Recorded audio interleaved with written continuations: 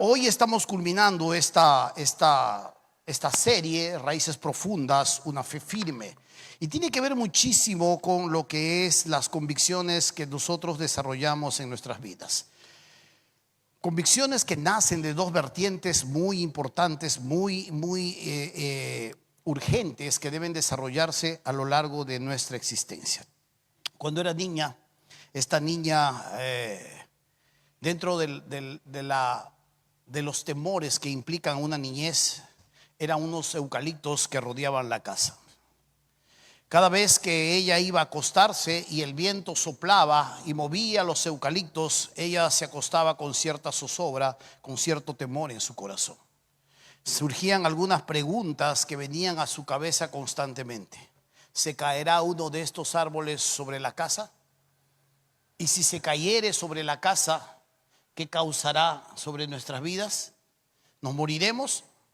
Esto era una constante que se hacía dentro de su vida. Era algo que ella constantemente lo cuenta, porque era un temor que la hacía zozobrar constantemente ante el peligro que esto representaba para ella y probablemente también, como lo pensara, para su familia.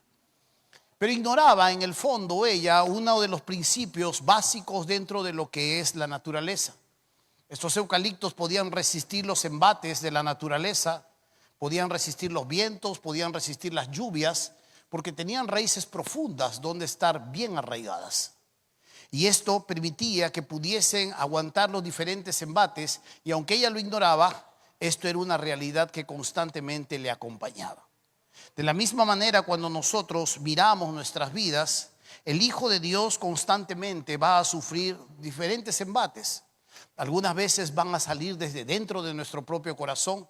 Los peores enemigos a veces vamos a ser nosotros mismos, y a veces algunos de esos ataques vendrán también de afuera. Hay muchos ángulos donde el Hijo de Dios se va a enfrentar.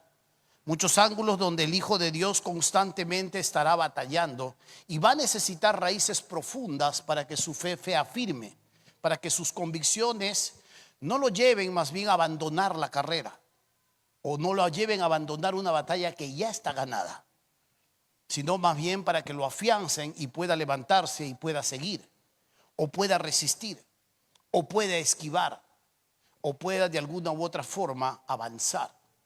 Pero las raíces que nosotros vamos cada día desarrollando sobre la persona y sobre la gracia del Señor debe ser constante. Debe ser algo que no es una opción, algo que no es una motivación, algo que no me nace, algo que yo lo voy a pensar, o algo que es una posibilidad en mi vida. Debe ser una urgencia para mi existencia y algo a la cual yo lo voy a hacer de manera premeditada. En nuestras Biblias vamos a abrir el texto que estamos desarrollando, capítulo 3 de Primera de Pedro, capítulo 3, versículo 18. Dice así la palabra del Señor. Segunda de Pedro, capítulo 3, versículo 18. ¿Está bien? ¿He dicho eso o he dicho otra cosa? Está bien, gracias por su aprobación. Mi raíz crece. Segunda de Pedro, capítulo 3, versículo 18, dice así la palabra del Señor. Antes bien, creced en la gracia y el conocimiento de nuestro Señor y Salvador Jesucristo. A Él sea gloria ahora y hasta el día de la eternidad. Amén. Esta es la última frase o la última porción que Pedro está escribiendo a una iglesia a la cual son receptores constantes y son los receptores de su pastorado. Él está comunicándole algunas cosas claras que vamos a mirar claramente, los frentes a los cuales él se está refiriendo, pero está culminando todo esto haciéndoles una vez más recordar esta verdad. Él lo inicia de esta manera. Cuando tú miras en el capítulo 1, versículo 2, te vas a dar cuenta que la carta inicia de la misma forma y está culminando de la misma manera. Dice en el capítulo 1 de segunda de Pedro, dice el versículo 2, gracia y paz sean multiplicadas en el conocimiento de Dios y de nuestro Señor Jesucristo. Y miras la palabra gracia y encuentras también la palabra conocimiento. Este es un deseo constante en el corazón del apóstol, en el corazón del pastor, al transmitir este deseo sobre su iglesia. y culmina con este mismo deseo para aquellos que en un momento a otro van a tener que enfrentar varios lugares, varios momentos, varios ataques, o van a tener que estar alertas ante algún inminente hecho que se aproxima a sus vidas. Uno de los primeros frentes a los que el apóstol Pablo va a hacer alusión se encuentra en 2 de Pedro, capítulo 2, versículo del 1 al 3. Vamos hoy día a estudiar. La semana pasada ha sido más práctico, más aplicativo. Ahora vamos a cerrar esta serie profundizando un poco más en el texto. El primero tiene que ver con la firmeza ante los errores doctrinales. En el capítulo 2, versículo del 1 al 3 dice así: pero hubo también falsos profetas entre el pueblo, como habrá entre vosotros falsos maestros, que introducirán encubiertamente herejías destructoras y aún negarán al Señor que los rescató, atrayendo sobre sí mismos destrucción repentina. Y muchos seguirán sus disoluciones, por causa de los cuales el camino de la verdad será blasfemado. Y por avaricia harán mercadería de vosotros con palabras fingidas. Sobre los tales ya de largo tiempo la condenación no se tarda y su perdición no se duerme. Uno de los primeros frentes que va a tener que hacer la iglesia o afrontar la iglesia tiene que ver los errores doctrinales, y tiene que hacerlo de manera firme frente a los errores doctrinales. Ahora, si tú miras el texto, no te vas a dar cuenta que los errores doctrinales muchas veces vienen de afuera.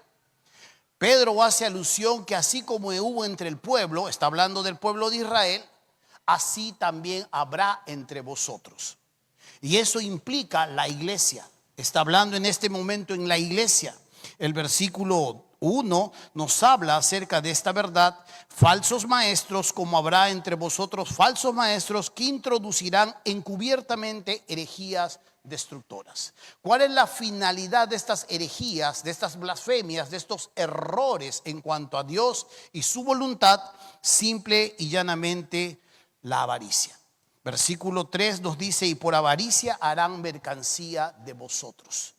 Y habrá muchas personas que definitivamente usarán las escrituras de acuerdo a sus propios intereses. Y habrá muchas personas que, teniendo comezón de oír, se amontonarán muchas veces a justamente estas cosas que de alguna manera les adornan el oído. Y no sabrán discernir muchas veces entre lo falso y lo verdadero. Esta es una de las cosas claras a las que se enfrenta muchas veces la iglesia. Algunas personas le prometerán sanidad, algunas personas le prometerán riquezas, otras personas le prometerán prosperidad y le prometerán muchas cosas dentro de su propia vida o dentro de su propia existencia, y esto tiene que ser afrontado con firmeza ante los errores que se dan. Pedro les habla acerca de esta realidad. La segunda realidad tiene que ver con la santidad ante la inminente llegada del Señor. En el capítulo 3, versículo 10 al versículo 11 dice así: pero el día del Señor vendrá como ladrón en la noche, en el cual los cielos pasarán con gran estruendo, y los elementos ardiendo serán deshechos, y la tierra y las obras que en ella hay serán quemadas. Puesto que todas estas cosas han de ser deshechas, ¿cómo no debéis andar en santa y piadosa manera de vivir? Versículo 14. Por lo cual, oh amados, estando en espera de estas cosas, dice Pedro, procurad con diligencia ser hallados por Él, por Cristo, sin mancha e irreprensibles en paz. No solo los falsos maestros se van a encontrar cara a cara con el Señor. No solo los falsos maestros, los que hacen mercancía de las personas que buscan de alguna u otra manera la verdad entre ellos, se encontrarán frente al juez. Sino tarde o temprano nosotros, los que hemos sido rescatados, los que hemos sido sellados, los que hemos sido empoderados con su espíritu, también encontraremos su presencia tarde o temprano, para gozo, para alegría, pero esto será una realidad inevitable. Necesitamos, por tanto, recordar que hay varios frentes a los que nosotros vamos a tener que afrontar tarde o temprano. Uno de ellos tiene que ver los errores doctrinales. ¿Vamos a ser desviados? ¿Vamos a ser confundidos o vamos a ser seducidos? Depende. Depende de la raíz que usted haya desarrollado, la raíz que haya echado. Vamos de alguna manera a ceder muchas veces contra los apetitos de la carne. Vamos a ser seducidos por nuestros propios impulsos o vamos a ser seducidos por el mundo, por el cosmos, por el sistema de este mundo que ofrece deleites. Depende. Depende de las raíces que cada uno de nosotros también haya sido o haya ido desarrollando en nuestras vidas. Y el tercer frente tiene que ver con la salvación. Cuando uno mira este tercer frente en el capítulo 3, versículo 15, dice así: y tened entendido que la paciencia de nuestro Señor es para salvación. Versículo 9: el Señor no retarda su promesa, según algunos la tienen por tardanza, sino que es paciente para con nosotros, no queriendo que ninguno perezca, sino que todos procedan al arrepentimiento. Este tercer frente tiene que ver con nuestras labores. Este tercer frente tiene que ver con la forma en la que nosotros propagamos ese mensaje a otras personas que no conocen del Señor. Ante un aparente retraso del Señor, la salvación es uno de los mejores pretextos para poder seguir esperando al Señor. La iglesia no puede callar, la iglesia no puede hacer oídos sordos de lo que le rodea. La iglesia no puede ignorar los gritos probablemente de personas que buscan una solución, que buscan un alivio a sus dolores sin tener el poder para poder afrontarlos. La iglesia lo sabe. La iglesia tiene el mejor elixir, la mejor medicina, el mejor mensaje. Y cuando no entendemos esta verdad, no vamos nosotros a cumplir con el papel que el Señor nos ha dado. A veces estamos tan contentos por todo lo que Dios ha hecho en nuestras vidas, pero nos terminamos olvidando como esos leprosos que encontrando el tesoro, encontrando el botín, empiezan a esconderlo sobre las cuevas. Gracias a Dios que los leprosos se arrepintieron.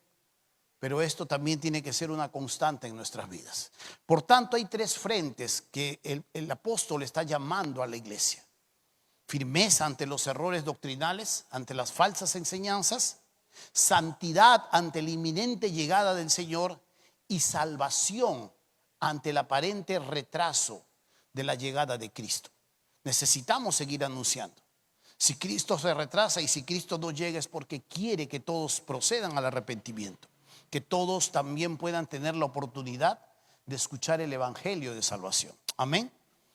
Son tres frentes y él está claramente entendiendo esta verdad. Ahora, ¿esta era una iglesia apática? ¿Esta era una iglesia carnal? ¿Esta era una iglesia como la de los corintios, que Pablo tiene que escribirles ahí, poner orden porque se están matando entre ellos? No, era una iglesia que estaba creciendo. Era una iglesia como ustedes o como yo, que estábamos en pleno desarrollo, en pleno proceso de transformación. Cada uno de nosotros en diferente nivel, pero en movimiento. Pedro, es por eso que les llama a esta gran realidad, a este mandato activo y continuo. Antes bien, creced, les dice. Indica, como ya lo fuimos viendo a lo largo de estos 2 domingos, indica un crecimiento progresivo y deliberado en la vida cristiana. No es una opción, es algo premeditado. Es algo que nosotros planificamos, es algo que nosotros decidimos que vamos a hacer. Es algo que no es una opción, no es un sentimiento, sino una orden. Y la mejor forma de entender este texto, una mejor traducción sería que les dice: continúen creciendo constantemente. Ya se estaba realizando un crecimiento. Ellos ya estaban creciendo, ya estaban inmersos en un proceso de transformación en sus vidas. Y el apóstol les llama para animarles una vez más que esto no se detenga, que esto más bien sea algo diligente en sus manos. Es por eso que ante la realidad inminente de lo que estaba ya sucediendo, él va a animarlos claramente a estas 2 vertientes: crezcan en la gracia y crezcan en el conocimiento. La gracia tiene que ver con estos favores inmerecidos, estos favores de Dios, estas dosis de amor, estas oportunidades, estas diferentes formas en las que Dios muestra su misericordia, su favor, su gracia, su bondad, su benevolencia, su paciencia para con nosotros. Crezcan en eso. Y asimismo crezcan en Él. Un conocimiento, profundizar, planificar, inscribirme. Esto es mi parte. Dios me habilita con su espíritu y me regala la salvación. Mi parte es tomar esa salvación y usar los recursos que la iglesia pone o que Dios pone en mi vida para que esto sea una realidad. Cuando yo entiendo que la salvación es solamente algo que Dios ya ha hecho con mi vida, es un conocimiento un tanto impreciso. A veces nosotros entendemos como cristianos que la salvación es el momento en que Dios ha recibido a Cristo en tu corazón y ahora eres salvo. Sí y no. La salvación no es solamente eso. La salvación todavía no acaba. La salvación acaba en la eternidad cuando recibas tu nuevo cuerpo.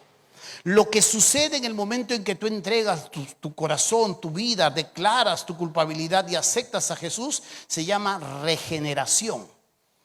Eso es lo que se lleva a cabo en un momento.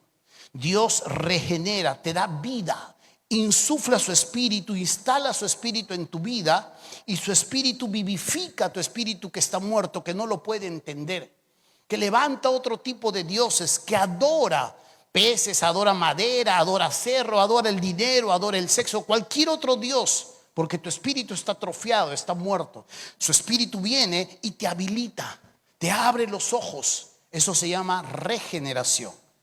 Pero lo que sucede ahora a continuación a lo largo del camino es que Dios te introduce en una senda donde va a limpiarte, donde va a purificarte, donde va a entregar herramientas en tu vida y va a permitir situaciones en tu vida donde va a ser un camino de transformación. La salvación culminará finalmente cuando Dios te entregue un nuevo nombre y un nuevo cuerpo para poder habitar en su presencia por toda la eternidad. Ahí culmina la salvación. Cuando yo digo ya soy salvo, hace que yo me descuide y piensa que ya mi nombre está escrito en los cielos. Amén. Pero muchos así se van a llevar una enorme desilusión porque la eternidad va a declarar cuán ociosos fueron algunos y cuán negligentes y no diligentes fueron con su propia vida, con algo que le pusieron en la mano y lo enterraron bajo tierra. Y en lugar de hacer los dividendos necesarios para su Señor, lo enterraron bajo tierra y ahora le sacan la tierra y le dicen: aquí está, Señor, lo tuyo. Y el Señor le va a decir: sierva negligente, siervo negligente. Es necesario entender esta gran realidad. Y Pedro está llamándolos a madurar espiritualmente. Los anima a continuar haciéndolo. Hay una realidad que empieza a acercarse en el corazón de este pastor. Estamos analizando un poco la vida y el corazón de este pastor, donde se nos muestra claramente algo que sucede en él. Dice en el capítulo 1, versículo 13: pues tengo por justo, en tanto que estoy en este cuerpo, capítulo 1 de segunda de Pedro, versículo 13, pues tengo por justo, en tanto que estoy en este cuerpo, el despertaros con amonestación, sabiendo que en breve debo abandonar el cuerpo, como nuestro Señor Jesucristo me ha declarado. También yo procuraré con diligencia que después de mi partida vosotros podáis en todo momento tener memoria de estas cosas. Que es interesante, él es consciente de que pronto va a partir. Jesús ha estado en su presencia, le ha mostrado que él pronto va a reunirse con él, y él está insistiendo en que ellos se puedan quedar con esta semilla y puedan seguir propagando esta verdad. Él les dice que Jesús les ha hablado que pronto va a abandonar el cuerpo y está insistiendo claramente que esto suceda en sus vidas y que siga sucediendo y que tengan memoria de esto aún después que él ha partido. En este capítulo nosotros podemos ver claramente la realidad de lo que ya está sucediendo en ellos. Ellos no eran unos ociosos espirituales, ellos no eran unos dejados dentro de lo que es su propia salvación. Ya estaba sucediendo una transformación en sus vidas. En el versículo 12 se puede ver esta realidad que dice así: por lo cual, hermanos, tanto más procurad hacer firme vuestra vocación y elección, porque haciendo estas cosas no caeréis jamás. No caeréis jamás. Versículo 12 dice: por esto yo no dejaré de recordaros siempre estas cosas, aunque vosotros las sepáis y estéis confirmados en la verdad presente. Ellos ya sabían esto, y es más, estaban confirmados en esta verdad. ¿Qué significa estar confirmados en esta verdad?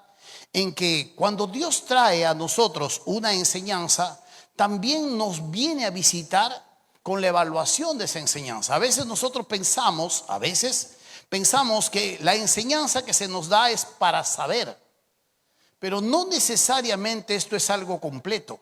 La enseñanza que se nos da es para saber y luego hacer. Si hoy, por ejemplo, entendemos que yo debo atender una necesidad, si yo veo a un ejemplo, si yo veo una persona que está necesitada, un ejemplo, que está necesitada de abrigo y de vestido, y le digo, y la Biblia dice, no puedes decirlo solo anda, vete y caliéntate, sino tienes que darle algo contigo. Esa es la enseñanza hoy día, el día de hoy. Yo saliendo o en la semana me voy a topar con alguien así. Dios va a hacer que yo me tope con alguien así. Y mi enseñanza va a ser evaluada. Si yo he entendido que esa enseñanza es solo para saber en la iglesia y luego irme, me voy a perder ese momento de crecimiento. Dios me va a permitir cruzarme con alguien que está atravesando una situación así y va a evaluar y confirmar la enseñanza en mi corazón. Mucho de lo que nosotros aprendemos, si no todo, es evaluado por el Señor. Enseñanza dada, enseñanza también evaluada por nuestras acciones, por nuestras intenciones. Entonces, aquí es donde necesitamos entender a veces tanto consumo de prédicas. Cuando usted consume tantas prédicas en un día, enseñanza, podcast, qué bueno. Pero recuerde que mucho de eso se le exige a usted, porque al que más se le da, también más se le pide. Tiene que consumir para hacer, no consumir para saber nada más, sino para llevarlo a la práctica y hacer que estas cosas sucedan en su vida. Cuando miramos esta iglesia, no solamente sabían todo ello, sino que a su vez también habían sido ya confirmados en esta enseñanza, haciendo todo ello claramente una realidad en su existencia. Por eso el versículo 10 una vez más lo podemos leer, dice: por lo cual, hermanos, tanto más procurad hacer firme vuestra vocación y elección, porque haciendo estas cosas no caeréis jamás.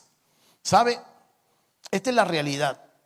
La realidad de todo esto es que no está hablando que nosotros no vamos a pecar, o no está hablando que nosotros no nos vamos a equivocar. Está hablando que no vamos a abandonar este camino. Está hablando que vamos, a pesar de las cosas, a pesar de las situaciones, a pesar de los embates, vamos a proseguir rumbo hacia la eternidad, rumbo hacia el encuentro con el Señor. Y cada una de las situaciones que podamos vivir, cada una de las situaciones que podamos atravesar, marcará un hito de sabiduría en nuestra existencia.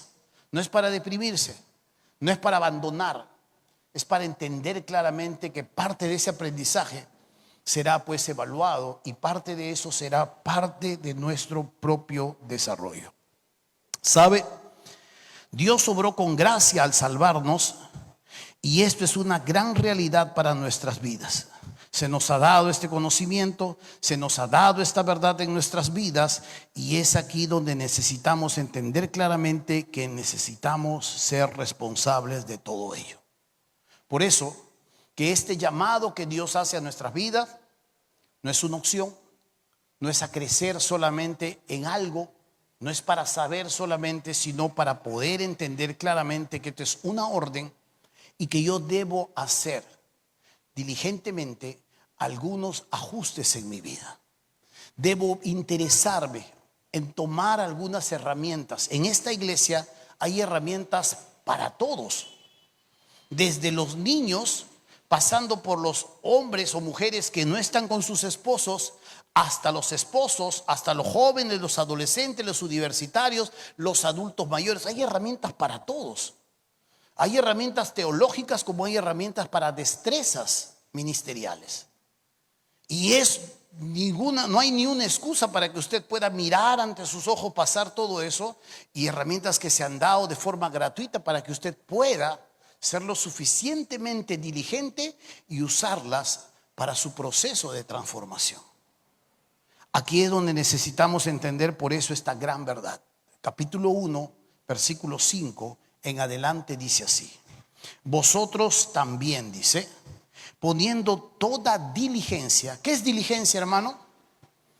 Por si acaso, diligencia no es esa carreta jalada por 6 o 4 caballos. La diligencia tiene que ver con la responsabilidad. La diligencia tiene que ver con la iniciativa propia. Dice así: vosotros también, poniendo toda diligencia, por esto mismo añadid a vuestra fe virtud, a la virtud conocimiento, al conocimiento dominio propio, al dominio propio paciencia, a la paciencia piedad, a la piedad afecto fraternal, y al afecto fraternal amor. Porque si estas cosas están en vosotros y abundan, no os dejarán estar ociosos ni sin fruto en cuanto al conocimiento de nuestro Señor Jesucristo. Hay un proceso en el cual Dios nos va a permitir estar inmerso.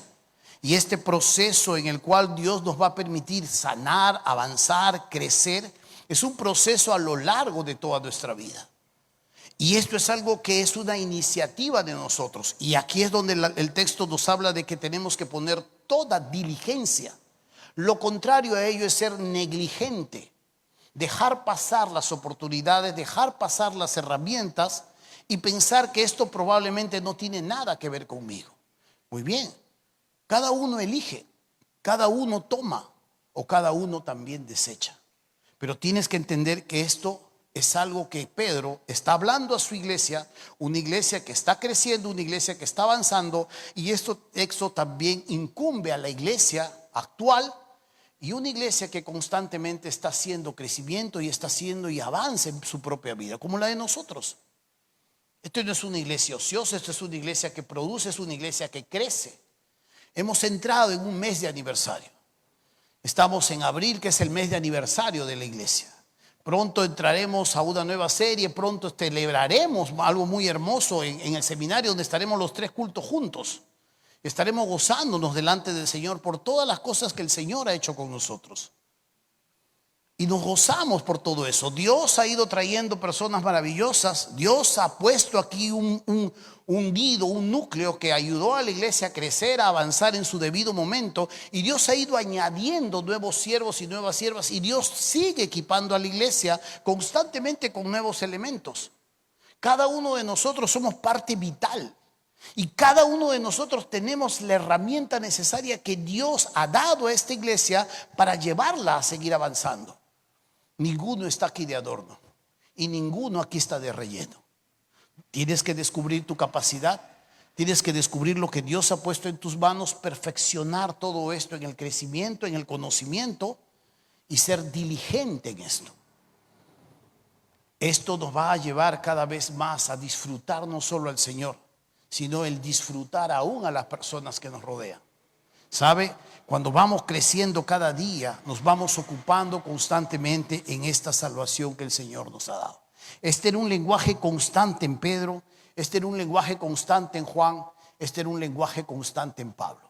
Pablo decía: ocupaos en vuestra salvación con temor y temblor, porque Dios es el que en vosotros produce así el querer como el hacer por su buena voluntad. Y aquí es donde necesitamos entender las palabras de Martin Lloyd-Jones. Martin Lloyd-Jones decía: el único modo de evitar caer en la vida cristiana es avanzar. No hay modo. Es como manejar bicicleta. Para mantenerte en equilibrio tienes que seguir pedaleando. El que deja de pedalear tarde o temprano pierde impulso y después o a la derecha o a la izquierda, pero te caes. Uno tiene que seguir pedaleando. Y la vida cristiana es así. La vida cristiana es una constante. La vida cristiana es un crecimiento. La vida cristiana es una experiencia en el Señor.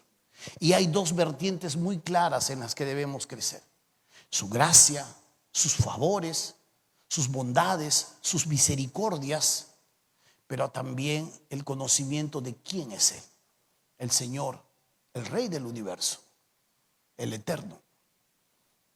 Cuando nosotros miramos en la boca de Jesús, si esto era una gran verdad, si Jesús constantemente hablaba de la gracia, no la vamos a encontrar.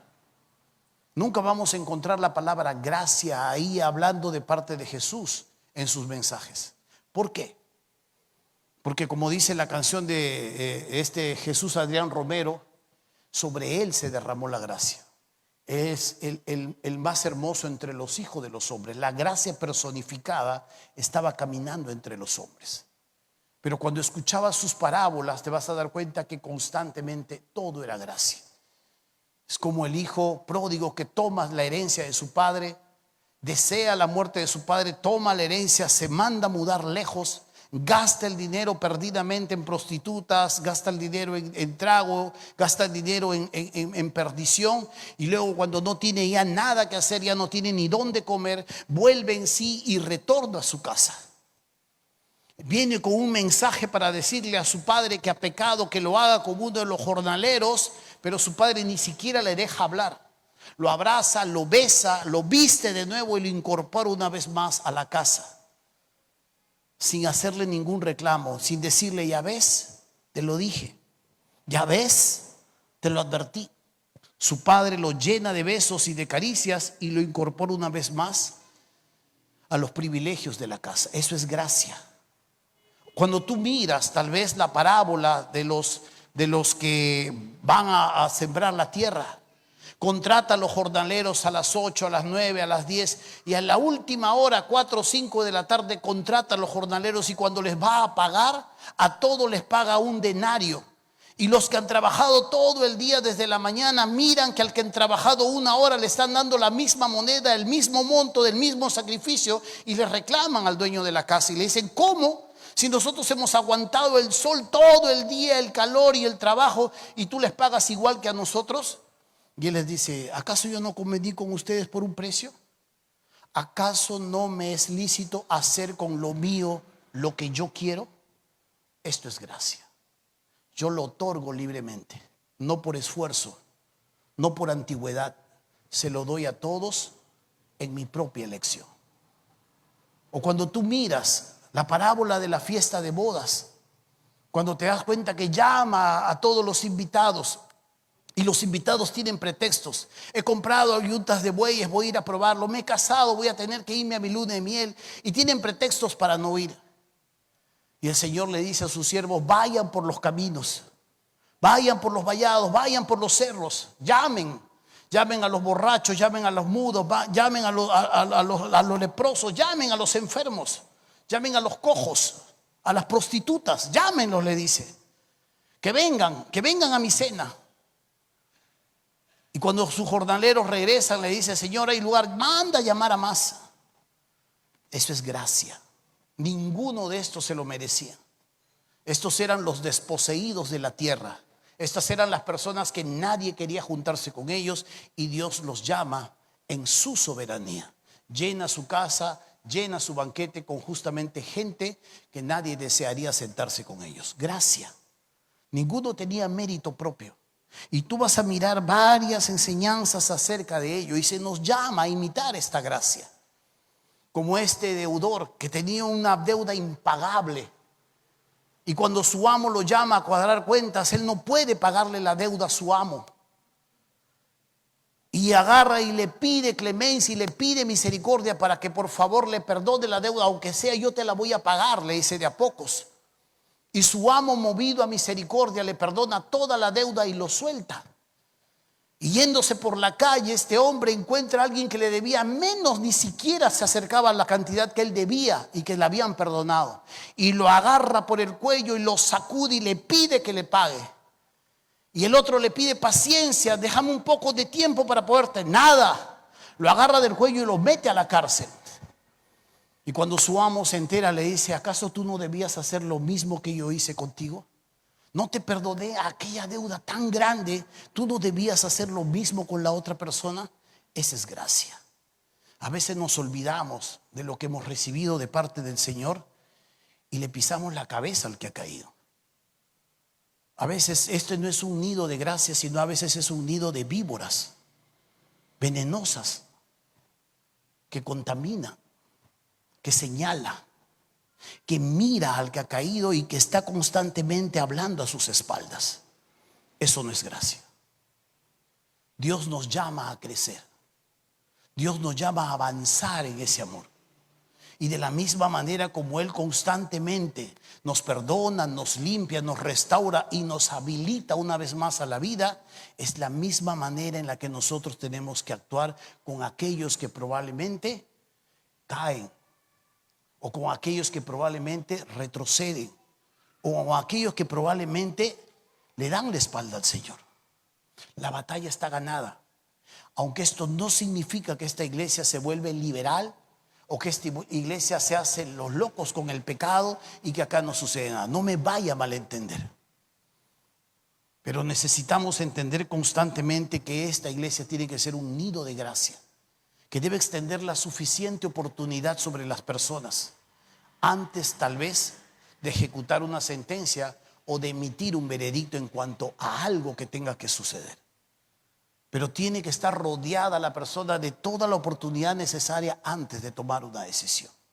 Dios lo hace con nosotros. Y cuando vamos creciendo, observamos al Señor actuar en nuestras vidas.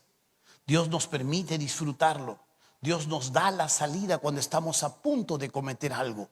O Dios nos permite una enseñanza, o Dios nos permite un estorbo, o Dios abre una grieta en medio del precipicio para poder escapar. Siempre está con su gracia. Y si tú no entiendes esta verdad, necesitas profundizar cada vez más en ella. Necesitamos, por tanto, diligentemente acudir a este llamado que Dios hace a nuestras vidas.